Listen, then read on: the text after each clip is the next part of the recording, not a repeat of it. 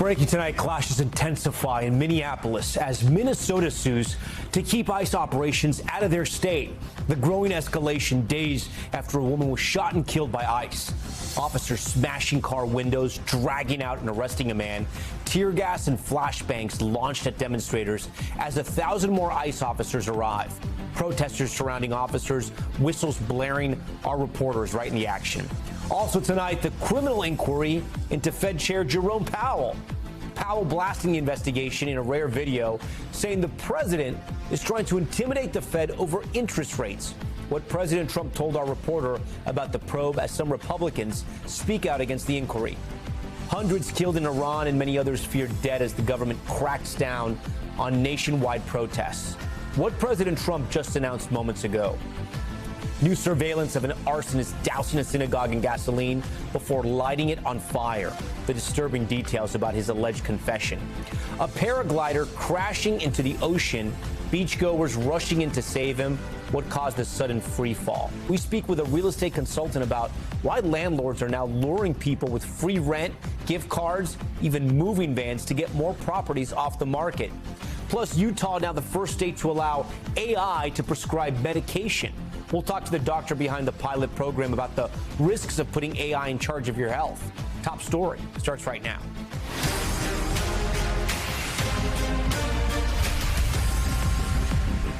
And good evening. We begin tonight with the chaos and the outrage in Minnesota as tensions between ICE officers and protesters reach a boiling point.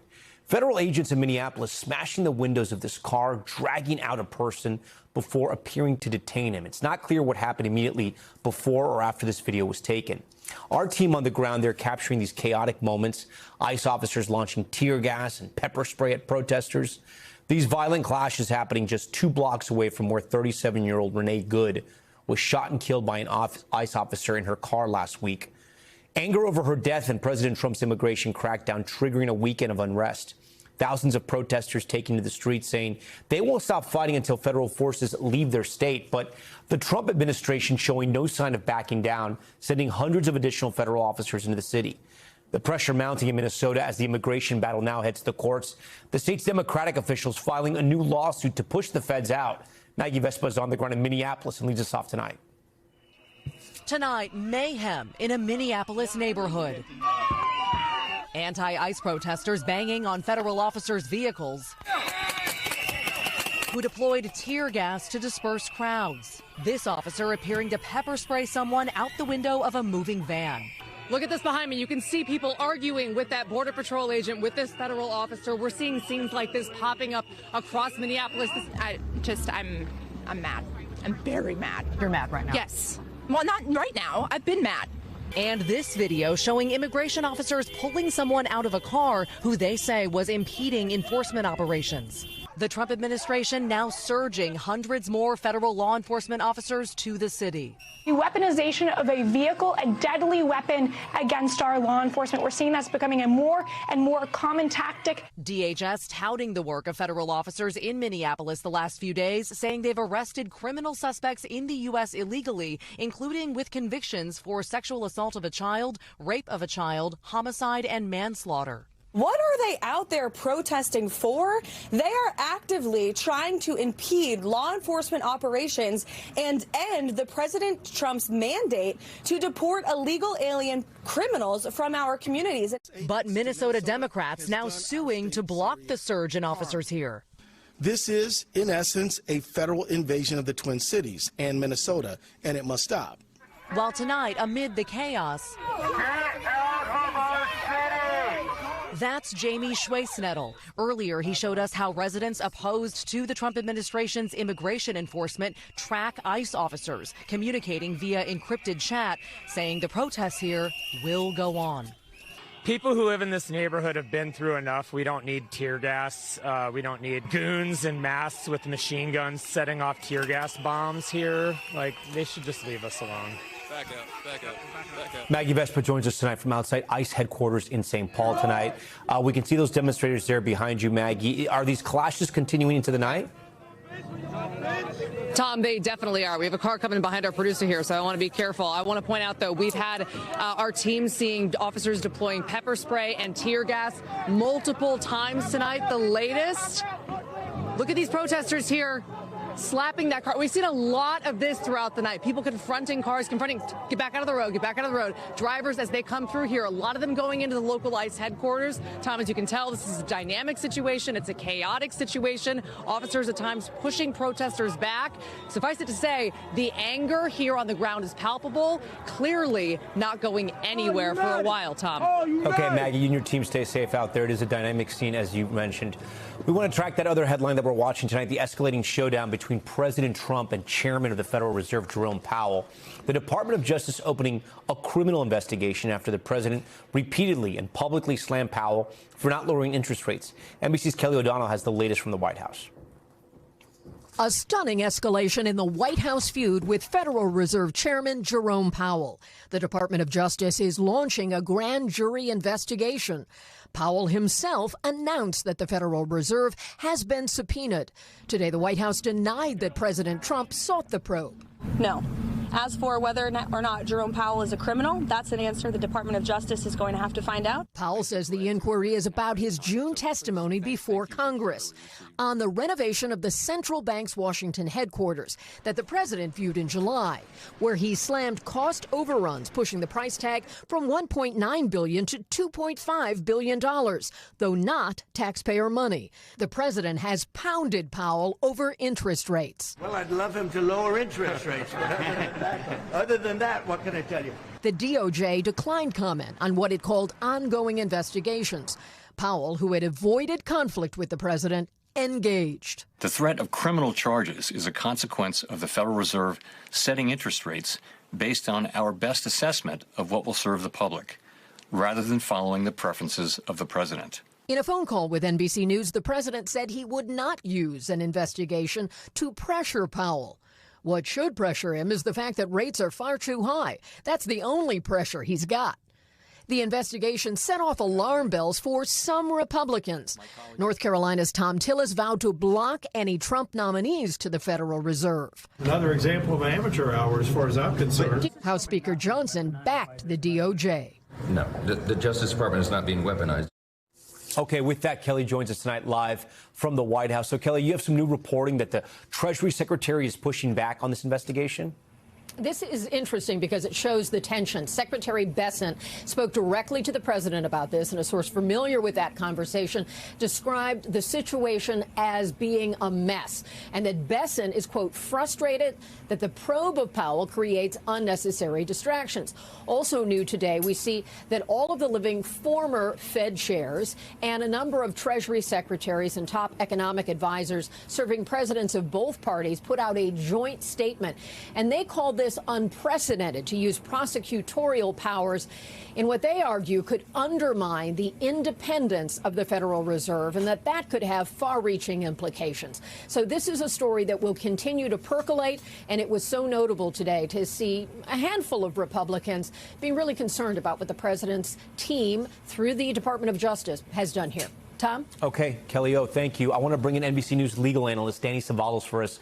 So, Danny, Powell has said this probe is related to his testimony before the Senate about renovations to the Federal Reserve office buildings. But from what we can tell, what does the actual crime look like here? And in his video, he's alluded to the fact that he thinks some of this is related to the interest rates as well. It's hard to say, but likely false statements is a good bet. Misappropriation of funds might be another area that they're looking at, but it's really hard to say at this point, possibly even a form of obstruction. There are several different statutes that deal with making false statements, including false statements to Congress. So any of those could be on the table, but it's really difficult to speculate at this point. This, as you know, is not the first DOJ investigation, right, into somebody who the president does not like. This has definitely happened a lot over the past year. Let's take a look. You got New York Attorney General Letitia James, former FBI Director James Comey, former National Security Advisor John Bolton, Fed Governor Lisa Cook, Senators Adam Schiff and Mark Kelly, and Representative Eric Swalwell, all vocal Trump critics who have either been indicted, are the subjects of investigations, or have been referred to the DOJ. None have been convicted, and all deny the accusations against them. And Republicans will say, listen, Democrats use what's known as lawfare against President Trump. with either criminal indictments or indictments against his business. Look, in several investigations in multiple states. But I want to ask you, who is sort of watching the shop, if you will? Who is investigating the Justice Department if they're doing the right thing or the wrong thing? It's the Office of the Inspector General, but obviously nothing's wrong here? There are really two. There's the Office of the Inspector General, and then there's the Office of Professional Responsibility. They troubleshoot things like ethics. There's some overlap there, at least symbolically. But you're right. OIG can't stop an investigation. They can investigate wrongdoing, but they don't have the power to enjoin what DOJ is doing in terms of a prosecution. So investigate it they may, but DOJ is going to continue investigating and prosecuting who they see fit. And I asked this question because there have been prosecutors that have either been fired or have resigned because of some of these investigations where they, according to reports cited, there wasn't enough evidence here. There's new reporting now in the Wall Street Journal as well along all these cases that now the president is apparently not happy with Pam Bondi, this according to the Wall Street Journal, because she hasn't been aggressive enough in prosecuting his opponents. So I guess I want to circle back to that question. I mean, the Justice Department obviously doesn't have unlimited powers. Congress can watch them. We mentioned the OIG. What else has to happen here? If anything nefarious is happening, who's the one to flag it? There are a number of different ways. I mean, there's not going to be any kind of civil or criminal liability for prosecutors because they're usually completely immune for whatever prosecutorial decisions that they make.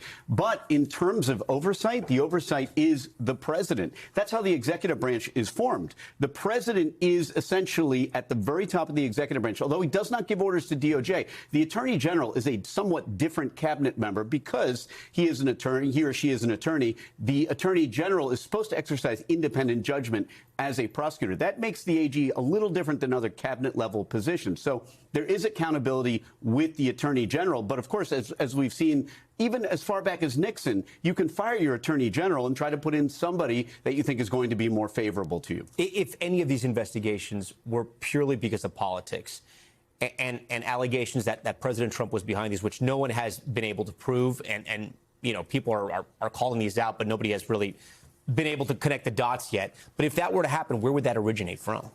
Where would what? The prosecution? Yeah. Or I mean, this is something that if it were to happen, that the media would have to investigate, or would there be something else there? So you're asking, is there accountability at the end of the road for prosecutions that are ultimately political? And I think history shows the answer to that is no. And you pointed out correctly that not only Trump, but during the first Trump administration, several people in Trump's circle were prosecuted as well, likely more than we saw on that visual that we just had up on the screen. But for every new administration, there's always been complaints that there's retaliation. But here, it just seems, at least, that it's much more direct. And while Trump himself may not be giving the orders, there's that parallel, the famous quote, who will rid me of this meddlesome priest?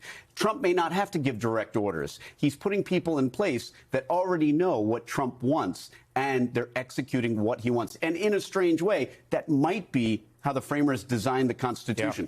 But we shall see. Danny Savalas for us. Danny, we appreciate that. We want to turn now to Iran, where the crackdown on anti-government protests appear to be getting worse. Just moments ago, President Trump, who has already threatened military action there, announced that any country doing business with the Islamic Republic will have to pay a tax on businesses done with America. Richard Engel has the latest. The few images protesters managed to share with the world, despite the government's internet crackdown, reveal a nation in open revolt and facing a brutal crackdown. As Iranians search for loved ones, killed or missing. A U.S. official with direct knowledge of events tells NBC News protests have now spread to every province in Iran and that the government seems to be on its heels. President Trump, who threatened to attack Iran in support of the protesters, says he's reviewing military options. The Speaker of Iran's parliament today warned if the U.S. attacks, American bases will burn. President Trump said that would be a big mistake. If they do that, we'll consider things targets that they wouldn't believe. If they do that, we will hit them at levels that they've never been hit before. And they won't even believe it. I have options that are so strong. So, I mean, if they did that, it'll be met with a very, very powerful force. In Iran, state media, the only media amid the communications blackout, is telling Iranians the government is in full control as pro-government counter-protesters have been mobilized. Iran's president took to the streets. The country's supreme leader went so far today as to claim victory, praising his security forces for defeating what he described as rioters backed by Israel and the United States. Iran's Islamic government, in power since 1979, may be breaking, but its security forces appear to remain intact. Richard Engel joins us tonight live from Washington. And Richard, the president just announcing those tariffs on countries doing business with Iran. Explain that to our viewers. It's a slightly different tactic because Iran is already one of the most sanctioned countries on earth. The economy is in free fall. People in Iran don't have money. The government doesn't have money. So sanctioning Iran even more would be of very little effect. But this new tariff, a 25% tariff, targets countries that do business with Iran and will attempt to extract money from them. And the countries that do business with Iran are primarily Russia and China. All right, Richard, stick around for us. I want to bring in NBC's Yasmin Vesuvian. Her parents are from Iran. She spent a lot of time reporting there. Yasmin, you were born here. What are your friends and family back in Iran saying? It's not good. And there is an internet blackout, as we well know. There are food shortages. We know that there has been a shortage of water for quite some time there in Iran. Banks are shut down. Grocery stores are shut down as well. Oftentimes during the day, people are staying at home because they fear for their life, for their safety, and then going out into the streets at night to protest. They say the casualty numbers that we are reporting are far lower than what is actually happening inside the country. But of course, as journalists, it's hard for us to get a real picture of what's happening inside Iran without access to the internet. For them, information really is power. And what's happening right now is authorities are going around Iran. They're taking away satellites because they're able to use VPNs to actually get access to the outside world. And with those satellites, they're no longer able to use those VPNs. And now they're having to rely, for instance, on Starlink. And there are there is Starlink inside the country, and I actually just spoke to someone on the ground there who has kind of 4 separate hubs inside the country funneling Starlink services to various people throughout the country. Their goal is to reach 1,000 cities throughout Iran to allow them to gain more access to the outside world. Richard, you've covered protests there before. We've seen these over the years that the Ayatollah took over and the Islamic Revolution there. Does this one feel different in any way? And I know we've had a lot of conversations about at some point either the secret police, the military has to either get with the demonstrators or stop defending the administration and the people in power for things to change there. Is this different? It does. It does feel different. And if you look at protests, you know, there's protests, then there's revolts, and there's revolutions. And it looks like we could be in the revolutionary phase in Iran.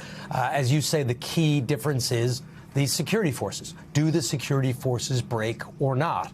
And ultimately, once the security forces break, if the security forces break, the regime can't hold on to power.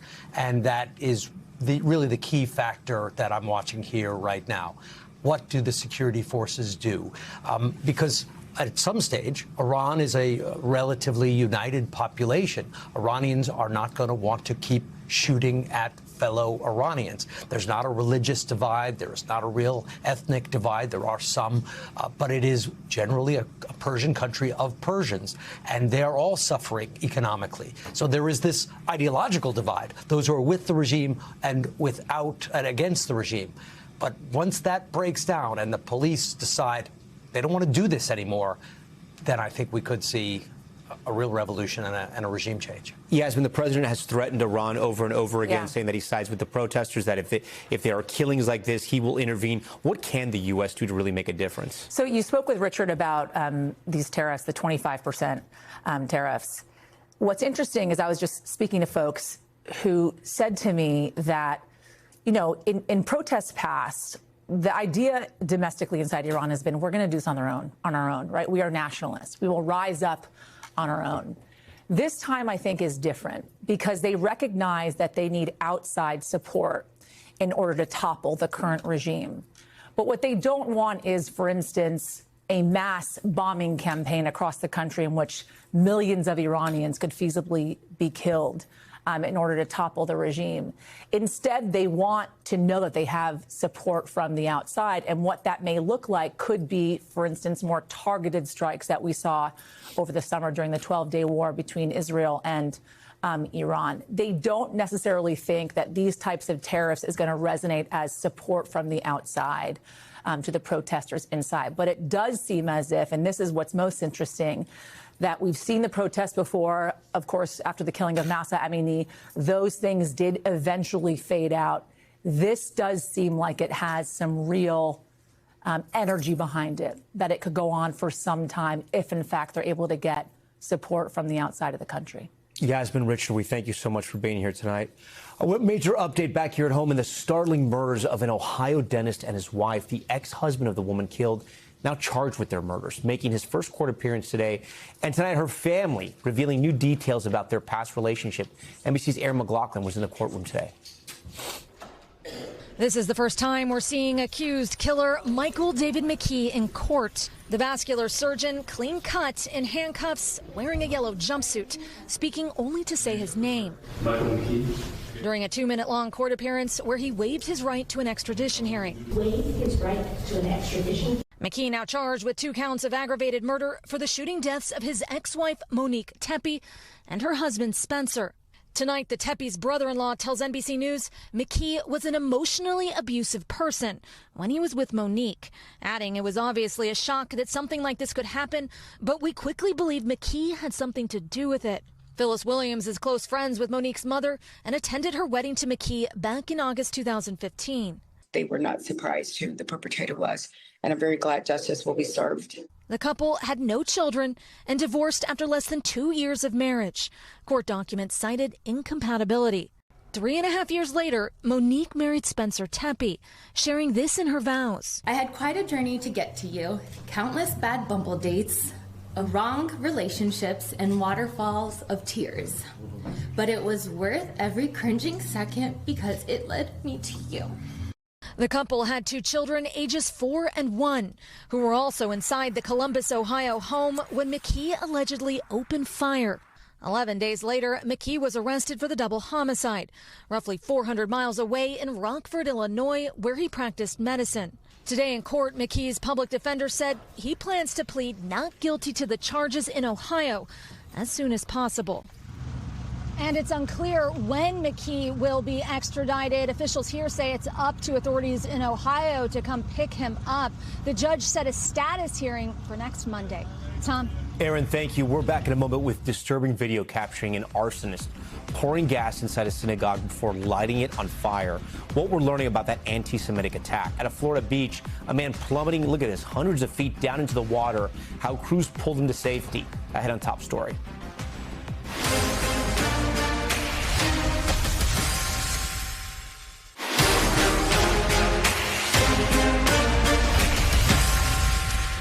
All right, we are back now with a disturbing case out of Mississippi where authorities say a 19-year-old has been charged with arson after breaking into a synagogue and lighting it on fire. The new video shows the suspect pouring gasoline inside. Jesse Kirsch has this one. Tonight, this is what's left of Jackson, Mississippi's only Jewish house of worship after an anti-Semitic attack. The Beth Israel synagogue largely reduced to rubble after a suspect deliberately set fire to the temple. This synagogue surveillance footage shows the hooded attacker pouring gasoline inside. Authorities say 19-year-old Stephen Spencer Pittman is now charged with arson after confessing to lighting the fire because of the building's Jewish ties. According to the FBI, map data shows Pittman left home early Saturday, stopped at a gas station, and then arrived at what he called the Synagogue of Satan. That's when he allegedly used an axe to break a window, poured gasoline, and set the synagogue on fire. Later, Pittman allegedly laughed as he told his father what he did and said he finally got them. Investigators say the suspect's father turned in his son. Attack against the synagogue is an attack against all of us. A congregation spokesperson says no synagogue members were injured in the attack, but at least 2 sacred prayer scrolls were destroyed. Anti-Semitic incidents have been surging in the U.S. after Hamas's 2023 terror attack on Israel, according to recent data from the Anti-Defamation League. This was not the first attack on Beth Israel. In 1967, the Ku Klux Klan bombed the temple and the home of its anti-segregationist rabbi, according to the synagogue website. Jesse Kirsch joins us tonight live from Miami. Jesse, we know the suspect was in court. What more did we learn?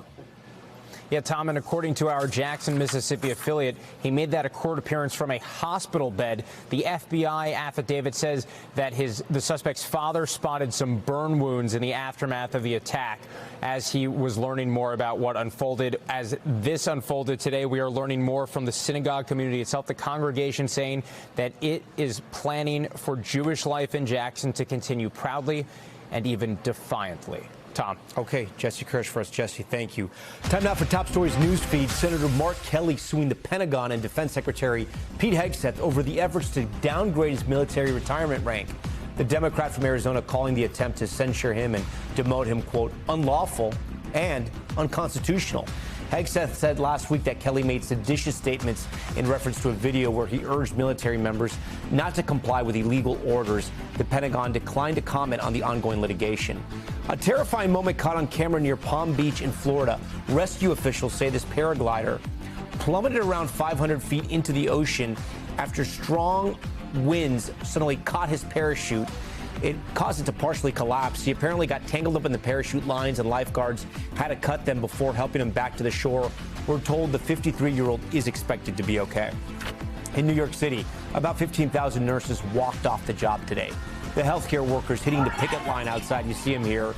This happened at multiple hospitals. Negotiations failed to reach a new contract. Union officials say they're pushing for better safety, staffing, and pay, but the hospitals argue that those demands are too costly. The hospital hired temporary nurses to step in during the strike. New warnings tonight after multiple avalanches were reported this weekend. Videos capturing the sheer power and the danger of the snow. As we're learning, one incident in Washington state left 2 skiers dead. NBC's Liz Kreutz has more. Tonight, multiple avalanches creating a dangerous few days on the slopes. This harrowing video showing a skier in the mountains between Spain and France being violently swept downhill by an avalanche. You can hear her calling out for her dog as she slides down the mountain for some 15 seconds, finally safely coming to a stop. The incident is one of several recent avalanches from Juneau, Alaska, where there's an evacuation advisory following multiple avalanches, including this one, to Washington state, where on Friday an avalanche turned deadly. Officials say 38-year-old Paul Markoff and 43-year-old Eric Henney were killed while skiing in the eastern Cascade Mountains. According to the sheriff's office, 2 others they were with survived, using a small satellite device to send a distress call. They were shaken, and they had tried to do what they could to find and save their friends unsuccessfully.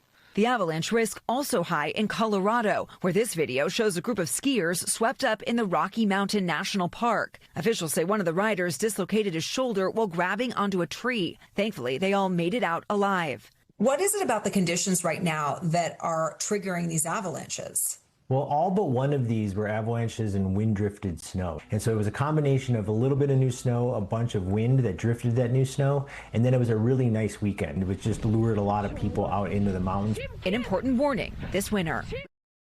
It joins us tonight from L.A. Liz, what are some of the things experts say to watch out for, when you're skiing?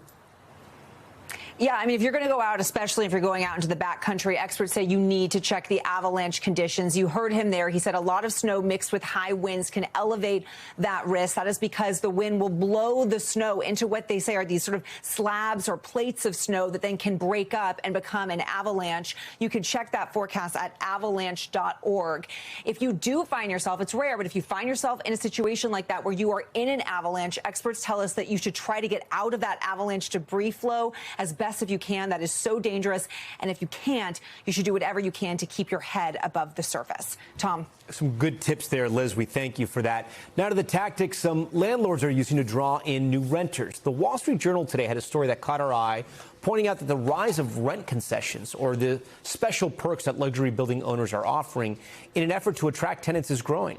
Some of the most renter-friendly cities appear to be concentrated in the country's Sun Belt. In Phoenix, Arizona, more than half of all new rentals come with some sort of concession. Austin, Texas, and Jacksonville, Florida, also high on that list.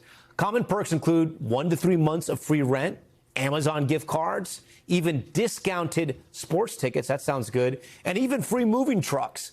I want to bring in real estate consultant and developer Anita from Malalian for her perspective on this. Anita, thanks so much for joining Top Story tonight. You're based in Phoenix, which we mentioned is a top city for rent concessions right now. Why are landlords there having to turn to this tactic? The Wall Street Journal pointed to development during COVID. Yeah, thanks, Tom. Thanks so much for having me. Yeah, I think that's been part of the issue. I think COVID, there was a lot of development, and I think a lot of developers thought the work from home trend for professionals would continue. And I think what we're seeing now is a lot of buildings are opening at the same time. And so there's just a temporary oversupply in the market. And so landlords are just trying to work through that. And I think the best strategy for them is rather than lowering the rents, they're just offering concessions. And I think. Yeah. So what are you seeing there in Phoenix? What has sort of struck your eye? Yeah, there's a lot of different things. I mean, anything from, like you said, 1 month to 3 months free. That's pretty standard. People are getting creative. There's things like Cardinals tickets. There's, U-Haul vans that people are paying for. I think we're also seeing people wanting to keep existing tenants in place. So there's a lot of incentives. Friends of mine just were mentioning that they're getting 4 weeks free rent if they just renew their leases. So you're seeing a lot of tactics to keep existing tenants in place as well. So I do want to ask, Phoenix was sort of seen as one of those cities of the future, right? Especially post-pandemic, a lot of people moving to Arizona for a variety of reasons. Did they overbuild? Are there too many units now? Are there a glut of condos and apartments? Yeah, I think that's a great question. And I don't think they did overbuild. I think in the long term, we will see things sort of level out. And I think what's important to also keep in mind is that this trend is mainly for luxury apartments, which is not all apartments. If you look at other traditional apartment units or even lower income or workforce housing apartments, there's actually a lot of demand for those. Just last week, 13 projects for workforce housing got approved. We're currently developing a project for workforce housing. So I think this is an issue for just luxury real estate, apartments. And I think as they burn through some of that inventory, I think we'll start seeing demand level out. Do you see a common thread from all the cities? I mean, I know Las Vegas was another one of those cities. We saw Jacksonville as well. Is there a common thread there? I know you mentioned the luxury developments, but what do the cities all have in common? Because they sort of do sound like those post-COVID boom cities. Yeah, I think the one thing they all have in common is you're seeing a lot of migration from places like California. If you look at the U-Haul data was released just last week. And so there you saw that people are leaving California for the last 6 years. They've been leaving California more people have been leaving than have been moving in. And those people are going to a lot of places like Phoenix, Vegas, and those different Sunbelt regions. And so I think those areas are continuing to see that migration come in from those cities. We're much cheaper than places like California, better taxes, weather, not weather necessarily, but lifestyle. So I think we're starting to see more of that trend continue. Okay. So great to have you, Nina. We appreciate it. Thanks for your time. Still ahead tonight, you're probably used to going to get to a doctor to get medications, but now one state is turning to AI bots to help fill prescriptions. You heard us right. How it works and what it means for patients. Plus, the moment a dog starts a house fire by chewing on a ski glove. We'll show it to you. That's next. We're back now with Top Stories Health Check and Utah announcing a first-of-its-kind pilot program allowing residents to refill some prescriptions using artificial intelligence. The state partnering with the tech startup Doctronic, the company labeling itself a trusted AI doctor. But this doesn't include all drugs on the market. For a $4 fee, the chatbot can process renewals for 190 commonly prescribed medications, but for safety reasons excludes painkillers, ADHD drugs, and injectables. With that, I want to bring in Doctronic co-founder and vascular surgeon, Dr. Adam Oskowitz. Doctor, thanks so much for joining Top Story tonight. Thank you for having me. Yeah, a chatbot playing the role of a doctor might be hard for some people to wrap their head around. Walk me through how this program works. Yeah, it's very similar to a doctor's visit for most people. What happens is people will come to our website and they will start engaging with an AI. The AI will identify if they have any prescriptions within their electronic health record. Once we do that, we will then go through a process to make sure that the prescription is safe to renew. After that has been done, the AI will determine whether or not it can proceed and send the prescription to a pharmacy or if it needs to be escalated to a human doctor. So let me ask you a question. Why would a person start using this AI chatbot tool instead of just calling their doctor's office? I think a lot of it just comes down to access, right? I think we all know that doctors are really busy, and getting a hold of your primary care doctor can take 2 weeks or 2 months. Oftentimes, we don't have that amount of time to renew a medication. And so by doing this, we improve access for a lot of people who just can't get renewals on time. How accurate is it? It is extremely accurate. We have actually evaluated our AI system and compared it to human doctors because that's the gold standard. And when we do that, we find that our AI is consistent with what human doctors would do 99.2% of the time. And how complicated is it for somebody out there who's not super familiar with AI to sort of get their records and to get on this website and for the AI to have all that health history? I know you mentioned the electronic records, but how easy is that to transfer? Yeah, from a patient's perspective, it is quite simple. It's as easy as going to the website. We then actually do the check for them electronically to see if there is a medication within the electronic health record. They don't have to do that themselves. And then it just really feels like answering a series of questions the same way you would with the doctor. So it is actually designed for the non-tech savvy person. You know, there are people, obviously, as you know, that are hesitant to trust AI with their medication, concerned that the chatbot could miss things a human physician wouldn't. The CEO of the American Medical Association saying in a statement, let's put this up for our viewers here, while AI has limitless opportunity to transform medicine for the better, without physician input, it also poses serious risks to patients and physicians alike. What's your response to that? I mean, I fully agree that AI needs to be rolled out in a safe way. But the fact of the matter is that we have a supply-demand mismatch with healthcare. There will never be enough doctors to meet the demands of patients. And so we do need to look to technology to improve access and allow people to actually get the healthcare they need. You know, there is a huge problem if you don't get your medications, right? Medication noncompliance actually costs the American it costs America about $100 billion every year. That comes in the form of poor health outcomes or non-needed emergency room visits. That problem is just as important as worrying about potential errors or problems with healthcare itself. I know there are certain drugs, especially the ones that people can get hooked on, addicted to, that aren't regulated through your system. But is there a concern that maybe a patient who maybe is not really all there, maybe having some mental health issues, and they're using the chatbot a little too much to keep getting the medicine? How do you make sure that doesn't happen? Yeah, I think it's important to understand that this isn't the typical AI system that you might use today, like going to OpenAI or Anthropic. It is fundamentally different. So while AI is the thing that powers it, it has guardrails in place that cannot be broken. So we determine whether or not a person is actually on the medication. We do about a dozen checks on the back end to make sure that the medication is safe, looking at things like, is the dosage correct? Are there drug-drug interactions? Is this something that's safe for a person of this age? And so it is actually not possible for somebody to coerce the system into giving them a medication that is unsafe. Dr. Oskowitz, thanks so much for coming on here and explaining this. We'll see how it rolls out and works for people out there. We appreciate your time. Thank you very much. Okay, time now for Top Stories Global Watch, where we're going to check off headlines around the world. We're going to start with some devastating wildfires in southeast Australia. Take a look at this. Authorities say they've killed at least one person, destroyed hundreds of buildings, and left thousands without power. Dozens of fires have been burning since last week. So far, we're told the flames have scorched more than 800,000 acres, larger than the entire state of Rhode Island.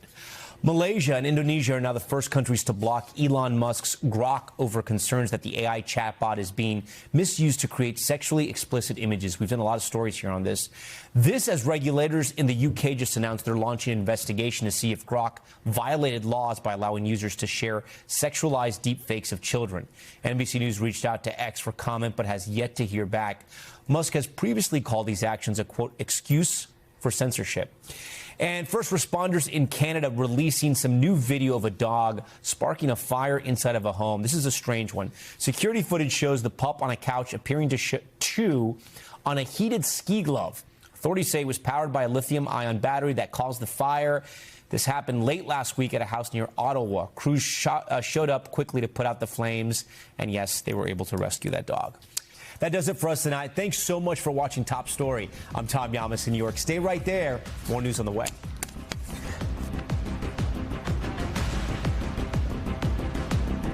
We thank you for watching. And remember, stay updated on breaking news and top stories on the NBC News app or watch live on our YouTube channel.